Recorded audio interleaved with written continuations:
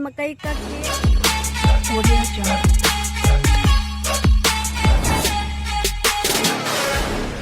तो चलिए शुरू कर। Hello everyone, welcome back to my channel Salmeer की दुनिया में आप लोगों का स्वागत है। और मैं हूँ Salma Siddiqui. I hope so you are well and good. तो आज मैं व्लॉग की शुरुआत कर रही हूँ अपनी दुकान से। मैं आई थी कुछ सामान लेने, तो सोचा फटाफट से मैं व्लॉग स्टार्ट कर दूँ। सुबह के बज रहे हैं 6:30 और मेरे घर पे आने वाले हैं कुछ बहुत ही ख़ास मेहमान तो नहीं कहूँगी, घर के मेम्बर ही हैं। तो आप बने रहेगा व्लॉग में एंड तक, इसकी बिल्कुल भी मत करिएगा। और वीडियो अच्छी लगे तो लाइक, और बहुत ज़्यादा अच्छे लगे तो मेरा चैनल सब्सक्राइब ज़रूर करिएगा। तो चलिए मैं फटाफट से थोड़ा बहुत सामान ले लेती हूँ, क्योंकि वो लोग बस 1 घंटे में पहुँच जाएंगे और बहुत सारी तैयारियाँ स्टार्ट करना बाकी, थोड़ी बहुत मैंने कर भी दी। तो चलिए मैं आप लोगों से लेना था बेसन। ये मैंने बेसन ले लिया, फॉर्चून का 1 पैकेट ब्रेड लिया है, और भी मैं देखती हूँ कि मुझे क्या लेना है। इतना सामान मैंने उठाया है, और कल मैंने यहाँ से दिखाती हूँ। देखिए कल पूरे मैंने गोदाम की साफ़ सफाई और क्लीनिंग वगैरह करा था। आज है नवाई यानी मुहर्रम का नवा दिन, और मेरे घर के एकदम सामने से ही सब तहाजिया लेके जाते हैं, क्योंकि करबला मेरे घर से बहुत पास में ही है। ये लोगों को ये नहीं पता कि मुहर्रम किस लिए मनाया जाता है, करबला की वो जंग किस लिए हुई थी। बस ढोल नगाड़े लेके ये लोग निकल जाते हैं। खैर ये तो सदियों से चला आ रहा है, इस पर तो कुछ भी नहीं कर सकते। तो जैसा कि आप लोगों को थंबनेल और टाइटल से तो पता ही चल गया होगा कि कौन आने वाला है मेरे घर पे, किसके लिए मैं सुबह से तैयारियां कर रही हूँ। और बीच बीच में मैं कैमरा उठाना ही भूल जा रही थी, क्योंकि बहुत ज़्यादा काम था। सुबह से ही मेरे मायके की सारी फैमिली आई हुई थी। देखिए सब लोग रेलिंग पे खड़े होकर देख रहे, भाई अम्मी अब्बू बहनें सब लोग आए थे, उनको देखना था।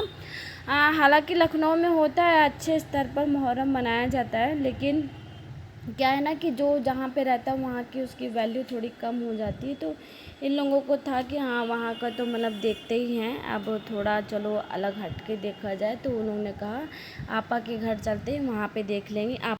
तो बस जैसे ही सारे भाई बहन आए, सब लोग मतलब खाना वगैरह सबको खिलाया, चाय नाश्ता सब होने के बाद हम लोग निकल गए फूफी के यहाँ, क्योंकि बहुत ही कम टाइम के लिए आए थे, 2 से 3 दिन के लिए। तो उसी दिन नवाई थी, तो उस दिन तो कुछ खास करना नहीं था। फिर हम लोग चले गए थे फूफी के यहाँ। यहाँ पे हम लोग बैठे हुए थे, कार से आए थे, लेकिन कार में ऑलरेडी इतनी जगह भर गई थी, बच्चे लोग भी बैठ गए थे मेरे। तो हम तीनों बहनें बैठ गए थे रिक्शे पे, क्योंकि इन लोगों को नज़ारा भी देखना था। और खुला खुला था रिक्शे में सब तरफ। तो हम लोग रिक्शे में बैठ के और निकल गए अपनी फूफी के घर के लिए।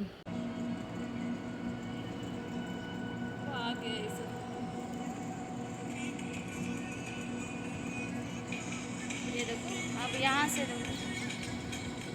बिल्डिंग आ गई।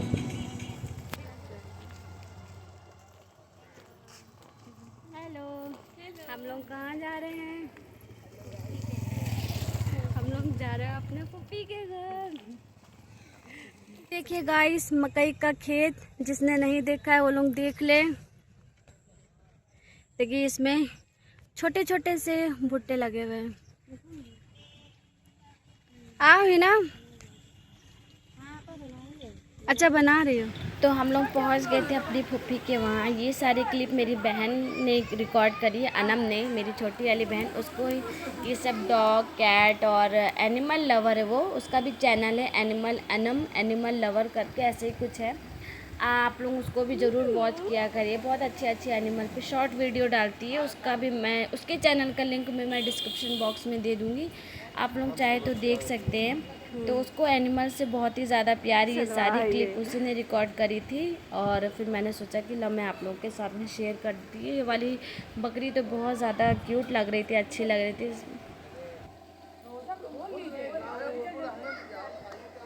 अरे वाह, हम लोग खाते रहेंगे, आधे घंटे बाद चले जाएंगे खाएंगे।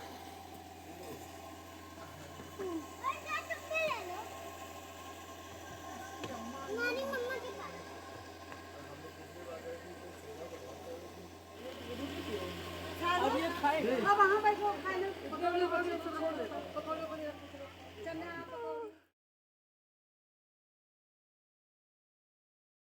आज मैं आप लोगों से कुछ अपने दिल की बात कहना चाहती हूँ। मुझे ऐसा फ़ील होता है, ज़रूरी नहीं कि हर लोग ऐसा सोचे। जब भी मुहर्रम का महीना शुरू होता है तो अक्सर हमारे आस-पास कुछ ऐसी तस्वीरें दिखने लगती, कहीं ढोल नगाड़े बज रहे हैं, कहीं जुलूस निकल रहे हैं, कहीं लोग इसे एक त्योहार की तरह देखने लगते हैं। लेकिन आज मैं आप सबसे एक बात बहुत साफ दिल से कहना चाहती हूँ। मुहर्रम कोई त्यौहार नहीं है। मुहर्रम ढोल नगाड़े बजाने का कोई तमाशा दिखाने का दिन नहीं है। मुहर्रम नाम है एक बेमिसाल तारीख का। मुहर्रम नाम है करबला की उस तपती रेत का। और मुहर्रम नाम है उस सब्र का जिसने दुनिया के सबसे बड़े जालिम के सामने सिर झुकाने से साफ इनकार कर दिया था। आज से लगभग 1400 साल पहले इराक के करबला के मैदान में इतिहास की सबसे दर्दनाक और सबसे महान जंग लड़ी गई थी। एक तरफ यजीद की हज़ारों की फ़ौज थी जिसके पास ताकत थी, हुकूमत थी और गुरूर था। दूसरी तरफ हमारे प्यारे नबी के नवासे हज़रत इमाम हुसैन सल्लल्लाहु अलैहि वसल्लम थे जिनके पास सिर्फ 72 लोग थे, जिनमें बूढ़े भी थे, औरतें भी थी और सिर्फ 6 महीने का एक मासूम बच्चा अली असगर भी था। इमाम हुसैन क्यों लड़ रहे थे? क्या उन्हें कोई गद्दी चाहिए थी? नहीं, वो इसलिए खड़े थे क्योंकि उस वक्त इंसानियत दम तोड़ रही थी।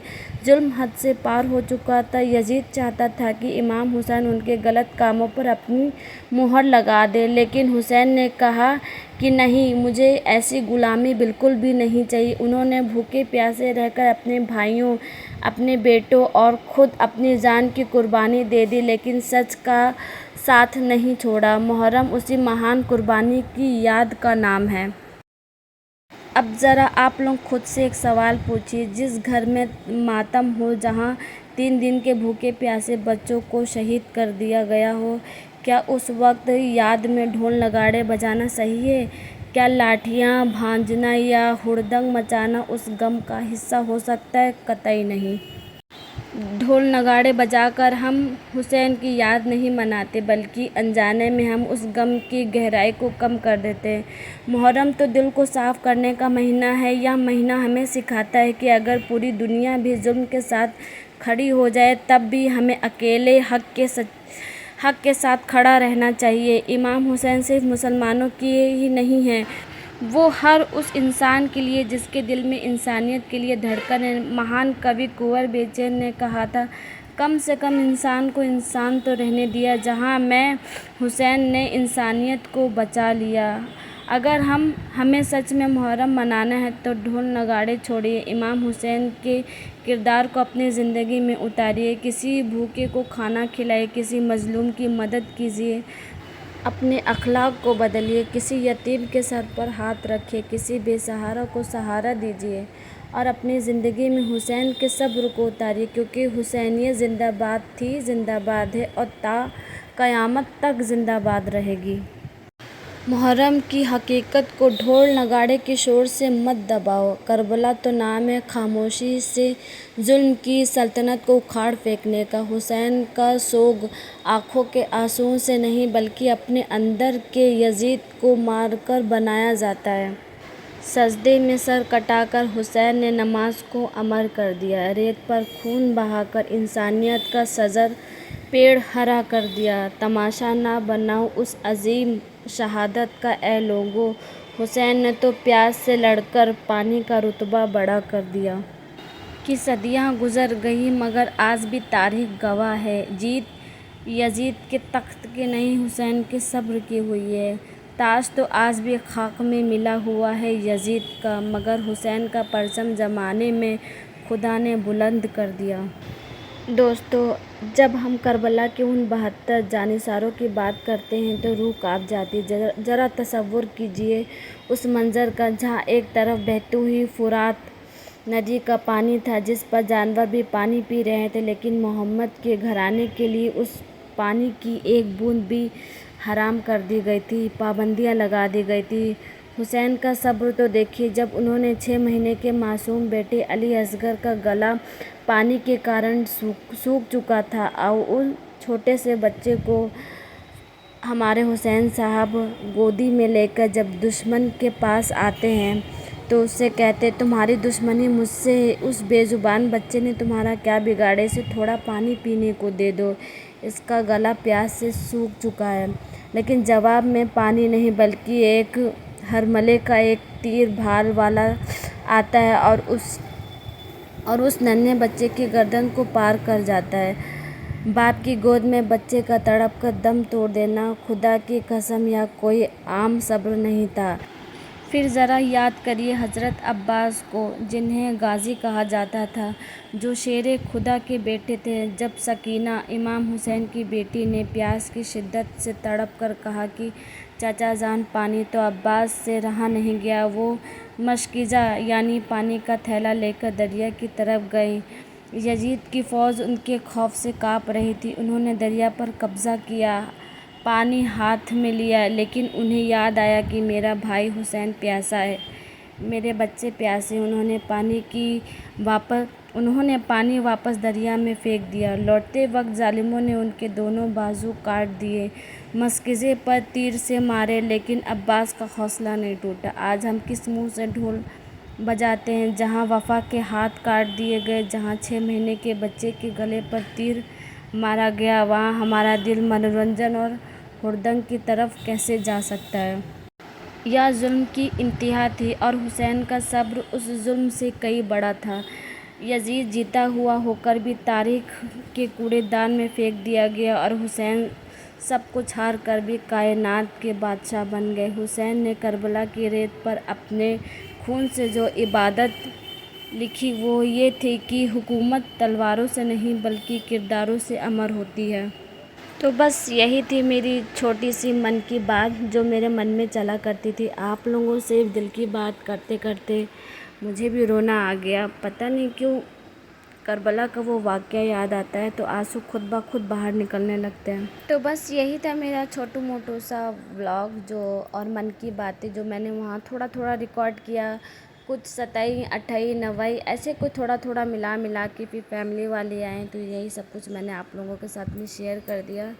मन मेरा मुहर्रम के महीने में जब 9 10 वाले दिन ख़ास करके बहुत उदास हो जाता है। तो गर्मी खैर बहुत ज़्यादा थी और हालत ख़राब हो गई थी और करबले में इतनी भीड़ थी कि रोज़ा जैसे ही खुला वैसे ही सब लोग भाग गए। मतलब वहाँ से भाग नहीं गए, मतलब निकलने लगे, मेला खाली होने लगा था। बहुत ज़्यादा भीड़ थी तो हम लोग वहाँ से करबले से बाहर निकले। फिर यहाँ पे थोड़ा चाय वाय पिया गया। फिर चाय पीने के बाद फिर थोड़ा आइसक्रीम खाया गया। अब भाई बहन लोग आए थे तो इनको भी थोड़ा अपना एरिया घुमा रहे थे हम लोग। आइसक्रीम वगैरह यहाँ पे सब लोग खा रहे थे और ये भाई मेरा बार बार मुंह छुपा रहा था अपना कि मुझे व्लॉग में ना लीजिए। तो वीडियो अच्छी लगी हो तो लाइक, बहुत ज़्यादा अच्छी लगी हो तो चैनल सब्सक्राइब कर दीजिएगा। मिलते हैं अपने नेक्स्ट वीडियो में। अल्लाह हाफिज़।